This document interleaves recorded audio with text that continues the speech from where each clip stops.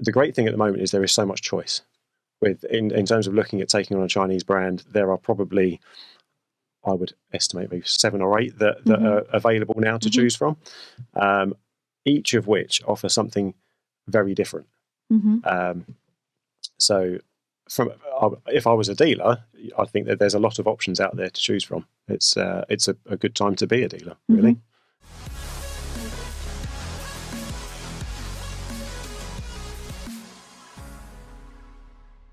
Hello and welcome to the Armchair Show. I'm your host Tanisha and I'm so thrilled to have you guys here with us today. Today I've got 2 fantastic guests with us and we will kick off with a short little introduction of who you are and where you're from. Fantastic, I'll start. I'm Martin Neild. I'm Chief Operating Officer for a company called DM Keith Motor Group, predominantly based up Yorkshire way. That's me. Fantastic. Hi, I'm David Clark. I'm General Manager for Skywell UK. So we're a new manufacturer from China that's on sale from this month.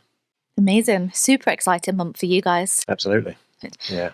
So to kick-start us off, I thought we'd start off by just talking about the landscape of the new car at the moment. So how would you describe the landscape, I guess, for dealers in the UK at the moment? I'll start. You go.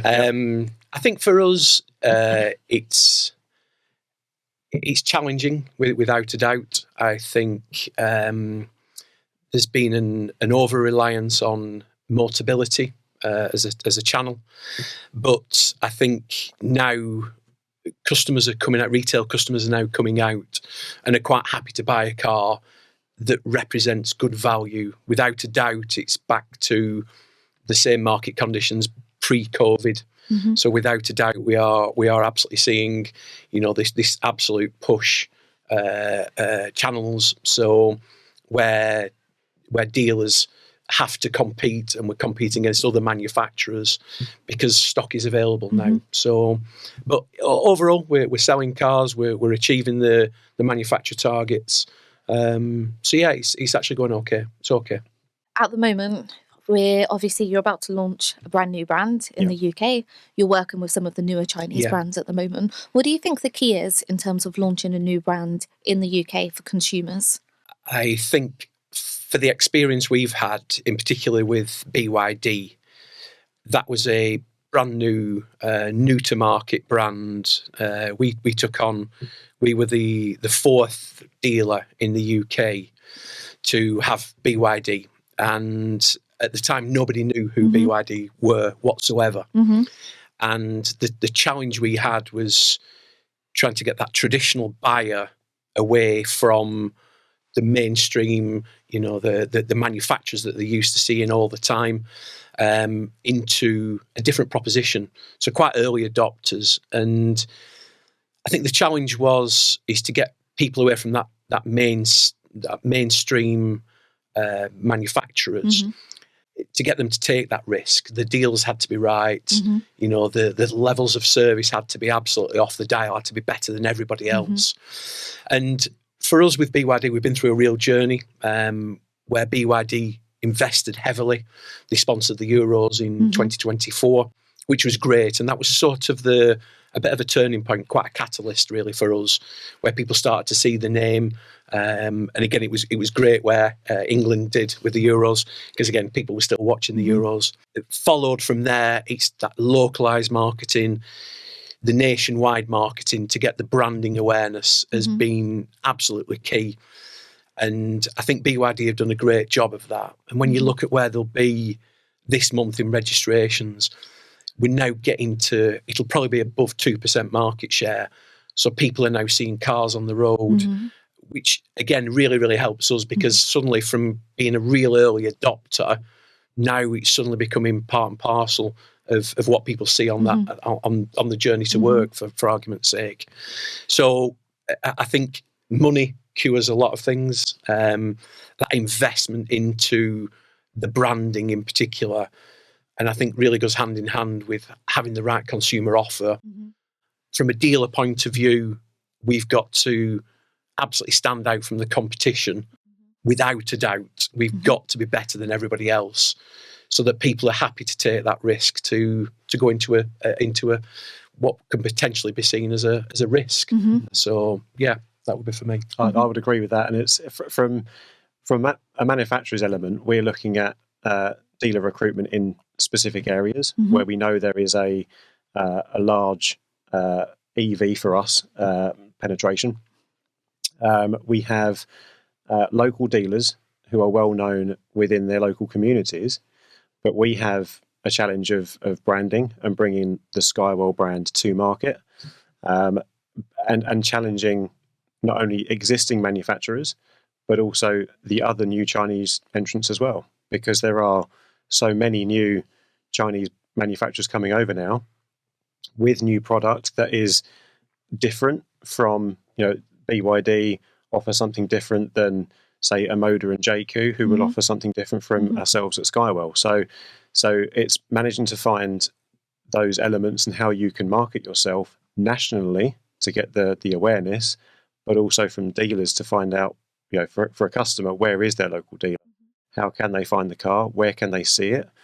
From our dealers, we're asking them to go to their local markets and display the cars locally, because there's nothing better than a customer actually seeing the car physically and having that opportunity to we all know touch bums and feel. Seats sells cars, right? Absolutely. So every time we've done a show, whether it be at the NEC or in London, and customers see the vehicle, they can look, touch, feel, ask questions, which you probably wouldn't get so much through advertising digitally or magazines or in print, that sort of thing, because you're not quite sure what it is you're getting. But when you physically see it and you can touch it and ask questions, that's a great opportunity for a customer. So for us, it's building that awareness. The new car market at the moment is tough for dealers, because they're all fighting for their local space, but also they've got the restrictions in place with the supply of petrol vehicles, because of the ZEV mandate and everything that brings with them, and especially with brands that are purely EV, they can essentially sell what they like, but there are so many manufacturers that haven't got there yet, and have that reliance on selling volume through petrol or some historic, some diesel vehicles still, and that brings its own challenge. So we're lucky that we're coming in with just one vehicle with an EV platform, but then that also comes with a restriction with it as well. So we'd like to sell as many as we can, but at the same time, it only appeals to a specific segment of that market. So it's a challenge for both the dealers and for manufacturers. Yeah, I think I'd also add on to that when you touched on recruitment there. For us, where I think one of probably the mistakes that we made in the first instance was not. We were employing traditional salespeople, so people who've worked in businesses for a long time. And what we've really found particularly where the best success has been for the EV market in particular, is people who are new to industry, people who come from a different background, people who are more into technology, more into the innovation, who can really influence and persuade people. And we've seen some fantastic successes of people who've come into this industry. Never previously would have thought about coming into the motor trade, because actually it's going down more of a technology route than a traditional. Do you think that's also because they have no preconceptions about electric cars before coming in? They're coming in fresh, learning. Absolutely, without a doubt. And we always try and get people to, even if they don't have a company vehicle, we try and get our team members to, in particular with the fully electric, is to take an electric car, take it for a handful of days, and understand what it's like from a consumer point of view. To like for me today, I've come down, it's 180 miles. I've gone on charge and I don't have the app for the charger. So to understand some of those sort of pinch points that consumers will go through, and particularly for people who've made the step from combustion cars into full BEVs, they've took that big, massive jump into it. It's trying to mitigate so much of that. If I say that the pain that they will go through as well. So for our sales team, we want to be able to convey to people here are the apps that you need to download. This is what you'll experience. This is what public charging looks like. This is what home charging looks like, etc. And our team have got to have gone through that pain barrier to be authentic in front of a customer. We've also done quite a lot of work with people like Auto Trader, a gentleman called Nick King. So Nick, I'm sure you know Nick. Nick's done a lot of work with our team as regards some of the EV myths, breaking down the barriers that customers may have, to really show customers the rational side of what owning an EV would look like, the affordability, the reliability, etc. So, yeah, it's been a game changer for us without a doubt. It really has. And I think thinking of that as well, it's a difference. I know it sounds a bit cliche, but it's a change of lifestyle as well, and it's selling that change of lifestyle to the customer, in terms of the change of how you charge your car at home, because you wouldn't fill your car up at home if it was a petrol vehicle. And then leaving home fully charged, so that when you get to your destination, you haven't got to worry about charging because you can make it back home. Or if you're charging out in the public, like you say, there's so many different apps and all the different charging. But then you can get an app that actually covers most of the charges.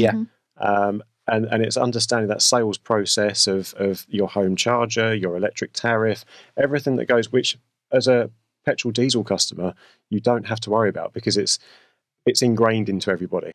But that move to electric is a different sales process. It's informing the sales staff that this is how you sell an electric vehicle. And once they get their head around it, like newcomers to the industry that haven't sold petrol diesel cars before, they're coming into EVs, fresh knowledge, fresh sales approach. And it really is that real shift, which will continue over the next few years, obviously, because it has to. But it's refreshing to see, because it also then changes the sales process, because you're not just selling the car, you're selling everything around that lifestyle for the customer. Again, for me with the EV, I when friends ask me what do I think of EVs, and I actually say it's like having a petrol station on your drive. So I can come in. So for me, it's perfect. I can go into my day's work, come back, put it on charge. I'm brand new in the morning, and things like the public charging. I'll use one of Nick King's lines that when you talk to people about driving from here to London, for argument's sake. And people may say, that I can't do that on a full charge. But as Nick would say, it might be a 4-hour drive time, but I've only got a 2-hour bladder time. So, and it's like you say, from a lifestyle point of view, it's adapting that journey to, pick up the superchargers, stick it on for 5 or 10 minutes, go and get a cup of coffee, come back, and suddenly you've added a lot more miles onto the range. And it's just adapting to the way that we've all previously been with ICE cars. So. For any dealers considering perhaps,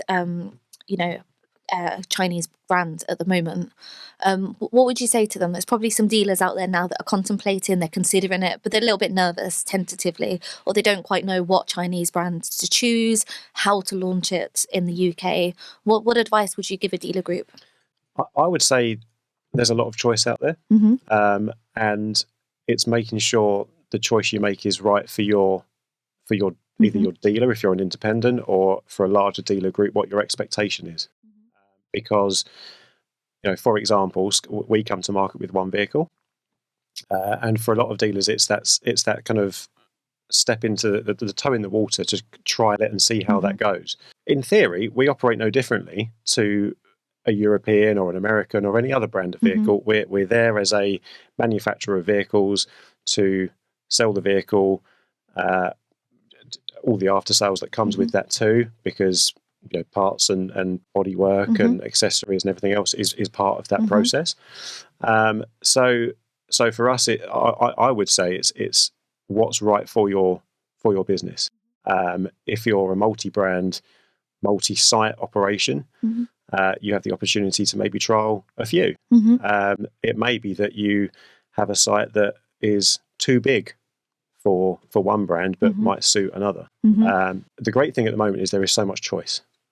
In terms of looking at taking on a Chinese brand, there are probably, I would estimate, maybe 7 or 8 that are available now to choose from, each of which offer something very different.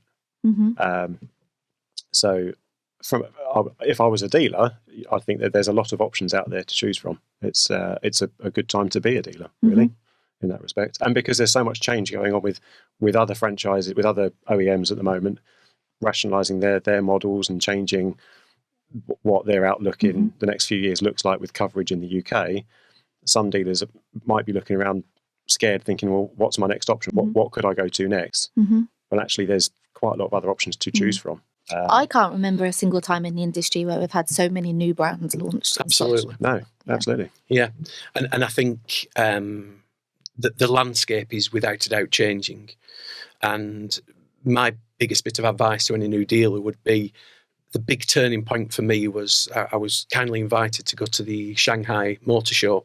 Nice. And which was a real eye-opener. Again, mad busy environment. But seeing brands I'd never heard of myself, so many different brands, but the ease in which you could navigate around the car. Obviously, everything was in Chinese, but you could sit in the car quite comfortably. Go onto the nav, go onto the the sound system, the heater controls, etc. Everything was very, very easy to use, and you realise that these cars are built technology first, the sort of car second. Which sometimes in the UK or for the European type manufacturers, sometimes it's more of a we've progressed with a particular vehicle, then we've made it into a hybrid, etc. So the car wasn't designed to be that type of powertrain. It was designed to be a combustion car that we've adapted, which I understand because the research and development costs are immense. But the Shanghai Motor Show was fantastic for us. Really, really good to see. And as you said, the choice that's out there is partnering with a brand that suits your requirements as a dealer. Some want to come and revolutionise the whole market. We're fortunate with BYD. BYD are very driven on big numbers, want a big market share. 7% market share is the aim. But there will also be other manufacturers that don't want to come in at the 7% market share. So it absolutely fits with what you're saying, that pick a brand that is right for you with the right ambition level as well. So, because again, listening to quite a few of the emerging brands, I'm looking forward to this 3 or 4 million market that's going to come with everyone, with the market aspirations. So, yeah, pick one that fits your ambition as well. And when you look at the market as well, this year I think there are something like 70 brands that will be on sale this year, vying for a market of circa 1.9 million customers. 1.9 million registrations. Compare that to 5 years ago, or maybe 6 years ago, where the market was 2.2 million vehicles with around about 40 manufacturers, 45. The change is huge. And you said about Shanghai, the AM Live event at the NEC at the end of last year was very successful for us. We spoke to a lot of new dealers. But on the setup day, the vehicles that were lined up waiting to go into the NEC, you had Skywell B11 next to Xpeng's new car, next to JQ, Omoda, GWM Aura. And you look and go, well, there's not one single European brand there.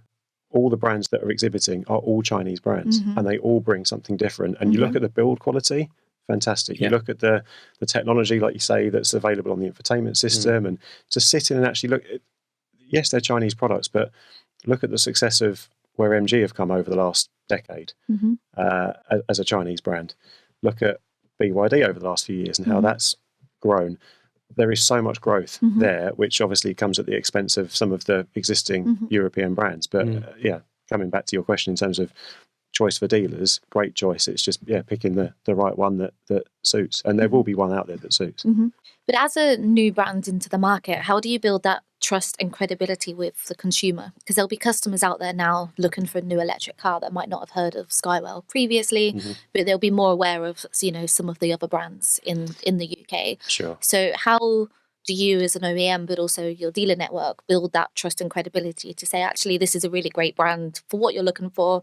The car meets all of your requirements. My background is after sales.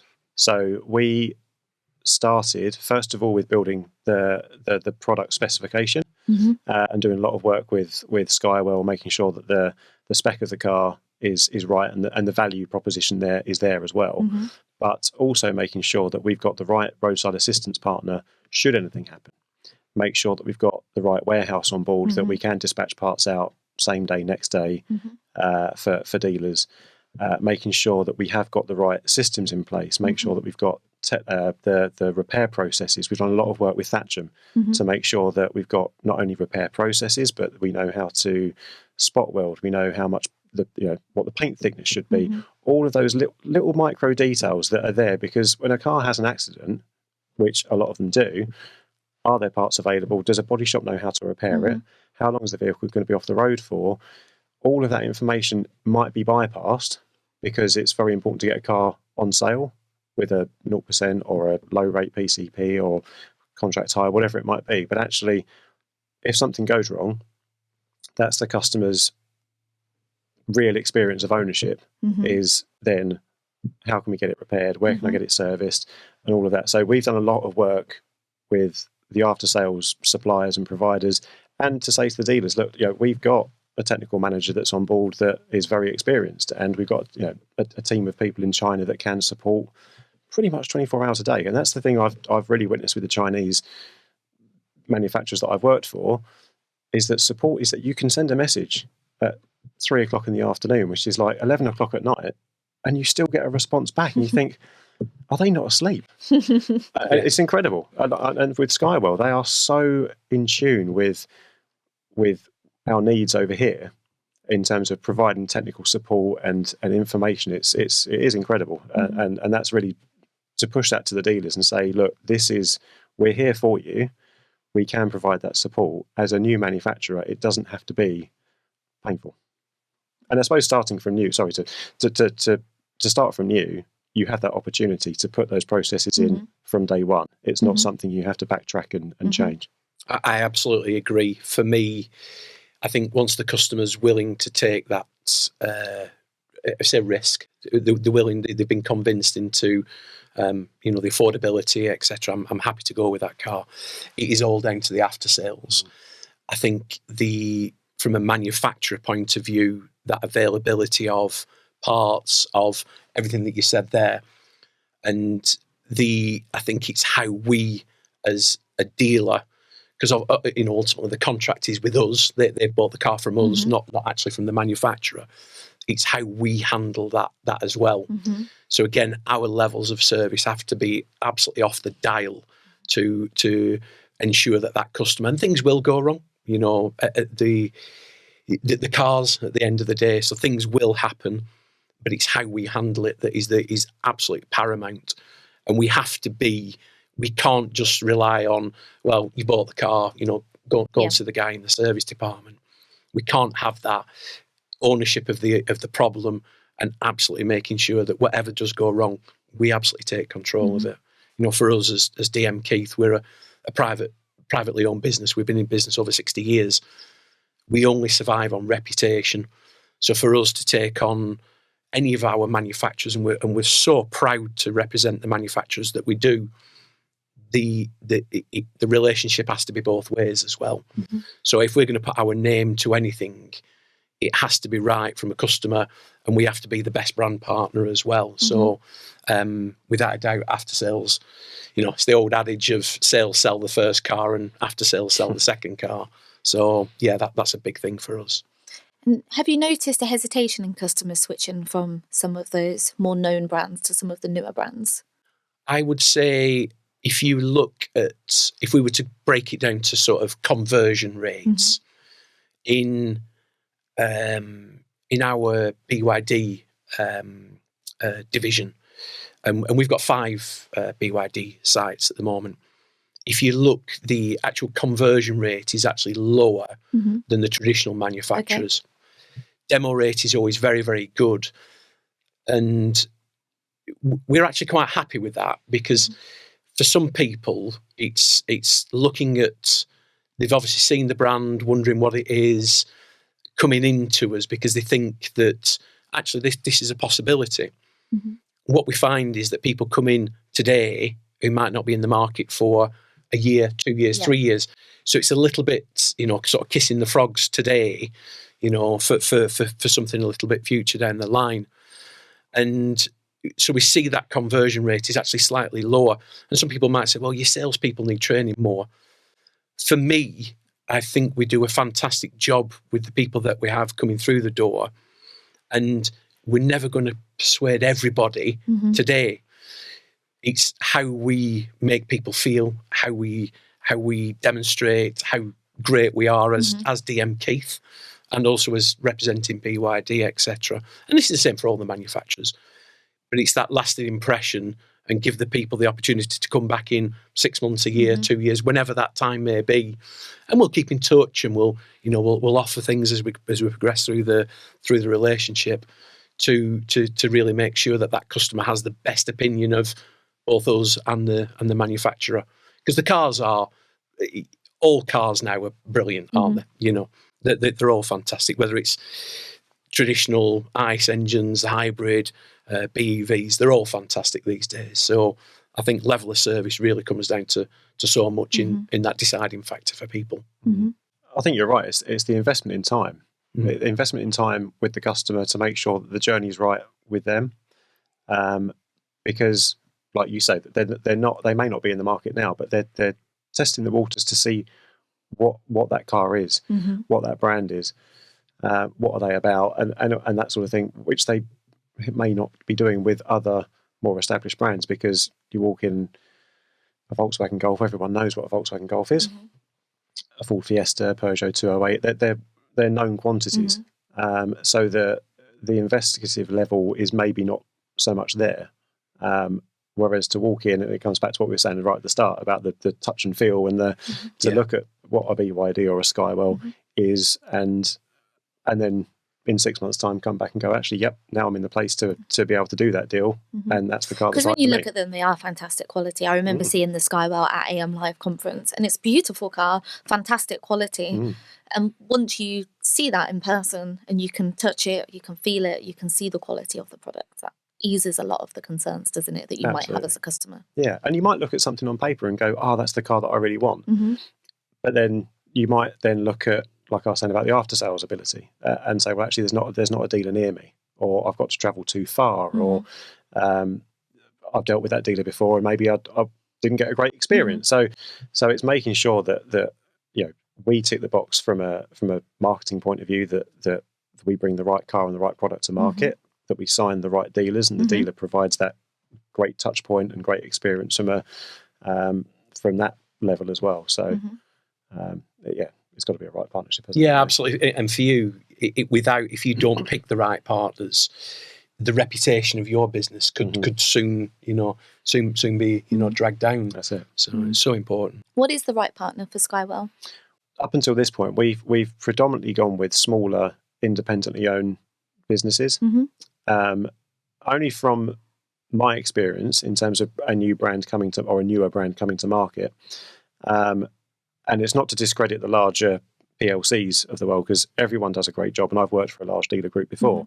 But smaller independent operators tend to provide the level of service because it might be the owner of the business that's actually out on the floor selling the cars.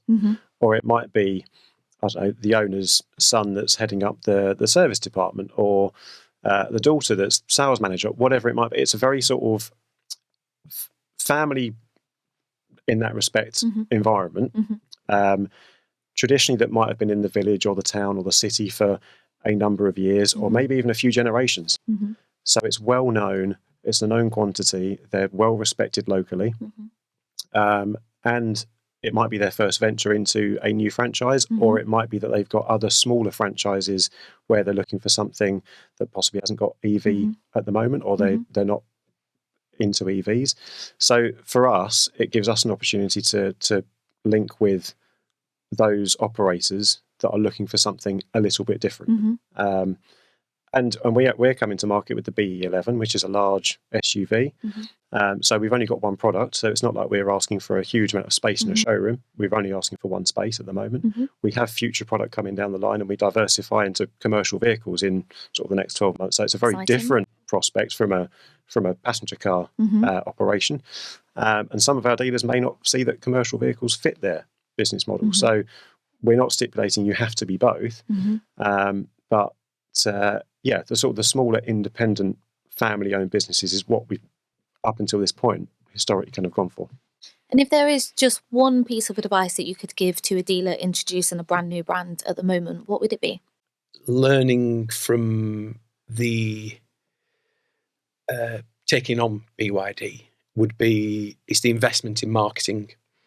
It doesn't happen by itself. You have to invest. As you said before, taking the product to the people is a big one for me, because the people who walk through the showroom door, they've obviously gone through that decision-making process. Suddenly that particular brand becomes a possibility on their list. So they'll come into the site. But where we've had great success is getting the cars to the people. So product placement, really. So people go out, touch the car, feel the car. What is it? I've heard about these. I've seen these. Going back to the Euros thing. And that's been great for us, because, again, suddenly it helps with the branding, helps with the awareness, and also helps people to see the affordability and the actual the opportunity in that particular vehicle. Once we can get people into the cars to drive them, again, it's so much easier then. So again, for me, would be that investment in localized marketing at a dealer level, and have real specialism. So it depends on the size of the business, but if they have a marketing department, it can't just be a Friday at 4 o'clock thing, put a couple of bits on social media. There's got to be a dedicated plan, well driven, well executed, and good resource put behind it. And I'd echo that. And cohesive with the manufacturer's plan as well. And there are some dealers out there that are doing some fantastic marketing, like with TikTok, for example. In my mind, TikTok is sort of a young person's social media platform. We're all young. But it's amazing, and especially in China as well. Their equivalent is where they do so much live streaming of car reviews, and people are actually buying cars through the social media channels because they're looking at a famous YouTuber or TikToker doing a video review of a car with a paid link in there, and people are actually buying cars through that channel. I don't think we're doing that over here yet, but we've certainly got an opportunity where dealers are getting very creative with their social media, creative with their marketing online. And online marketing is I say an easy way, but such a good way of getting to new customers, and especially local people. Yeah. Sorry, go on. No, I was going to say so much of the motor trade has been quite traditional marketing. Here's a particular car, looking at some of the adverts here, here's a particular car, that's the price, come and buy it. And you're absolutely right with the one thing that's absolutely maybe amazed is the quality of our team. When we actually go out and say to the team, this is what we want to achieve, it's about branding, and some of the quality of the videos and the content and the imagination. Like one of the team members, Simon, who's the sales manager at BYD Bradford, every week he's doing a section on vehicle to load. So basically you plug the adapter in, it's the 4-pin adapter, so it basically powers anything that would be on a 3-pin plug. He's done hedge cutting, he's done Guitar Hero, he's done power washing, he's done all sorts of things. And when I see them, you smile, because again, that would never be in my... I would never go, right, we need to do a video on Guitar Hero, for argument's sake. But it attracts a different audience. So again, I think that ability to be entrepreneurial with the marketing as well, rather than being kind of quite rigid as regards, price, that's the spec, come and buy it. I think it's a very different market that we're in as well. And over the next 12 months, 2 years, where do you see the new car market going? I think that's quite a nice kind of final question to end the podcast. For me, we are quite fortunate. The brands that we represent at the second, we are doing okay on the ZEV mandate. Let's assume it's going to stop exactly as it is, but we're doing okay. I would like to think that I think it's going to continue to be tough without a doubt. But that's where we do our best work. You know, we work better when we're up against it. We're a resilient industry. Yeah, absolutely, without a doubt. So I think it's for me simple. Make sure you're offering value. I think standing out from the competition without a doubt is probably the most important. I used to work in a previous industry. My boss used to say, "You only have to be good to be great in this industry," and I absolutely believe that. And just being better than everybody else, you know, going above and beyond, you know, absolutely delivering on what you say you're going to do.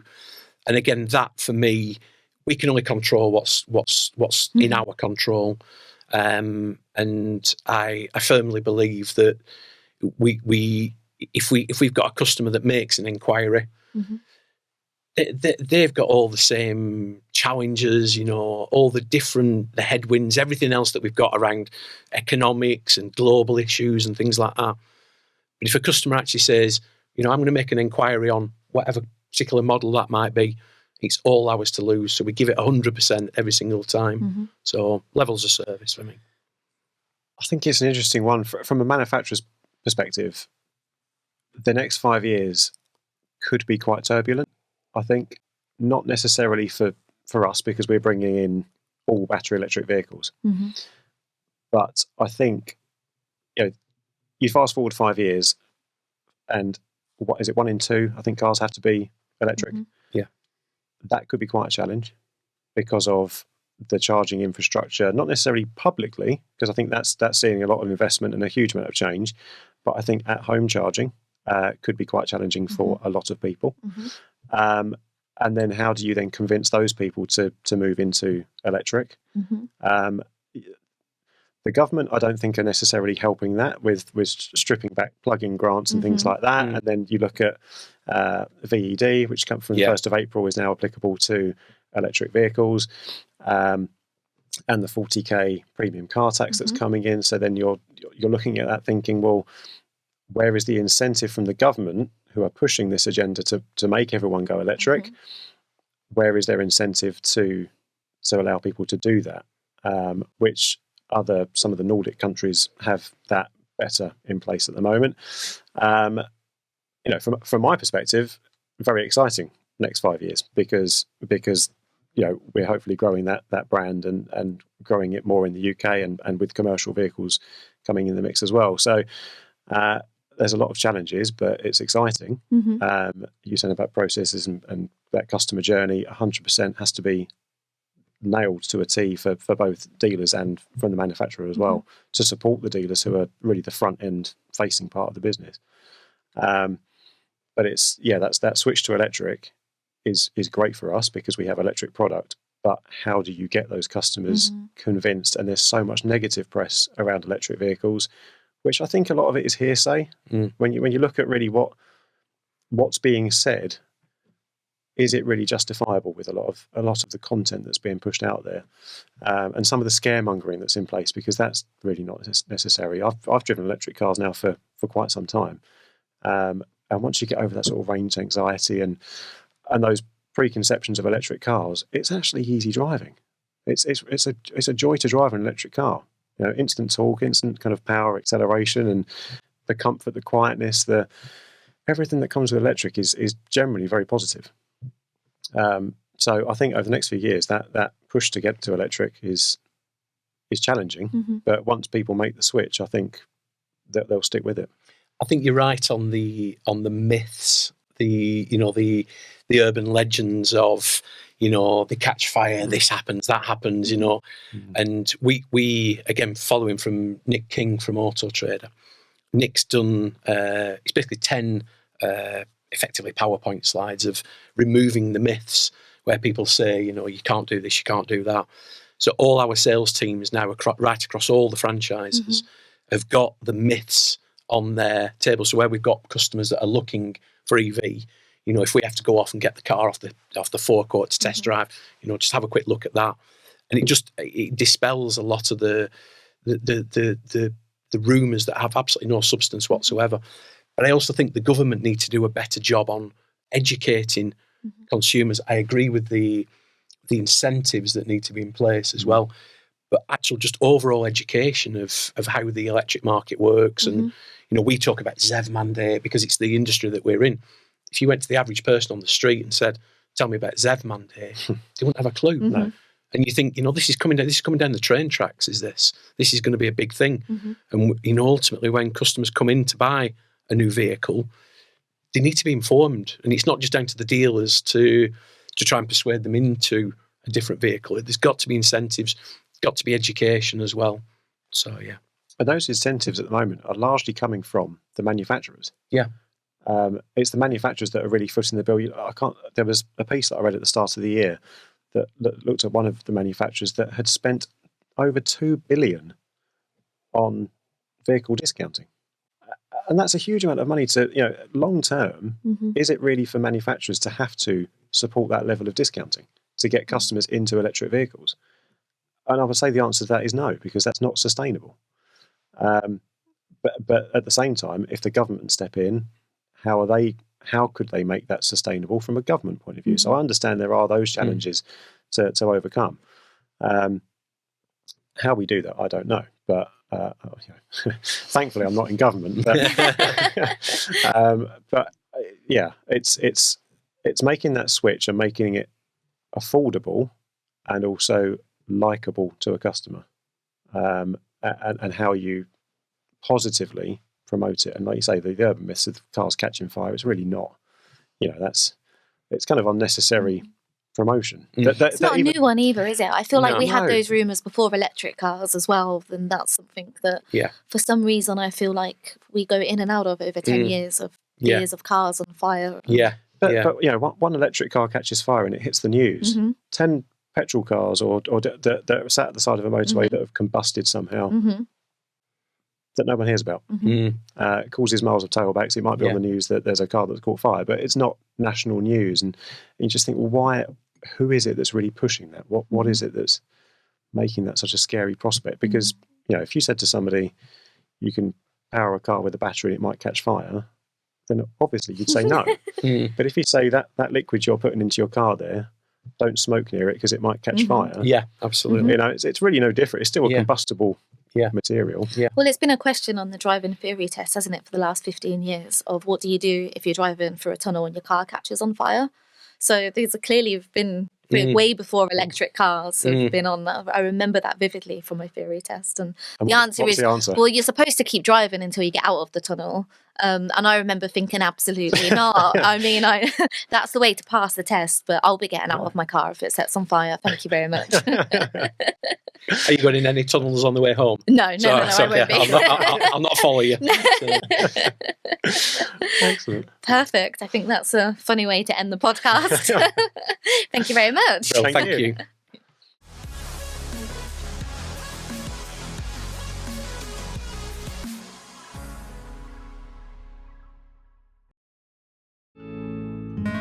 Armchair Marketing.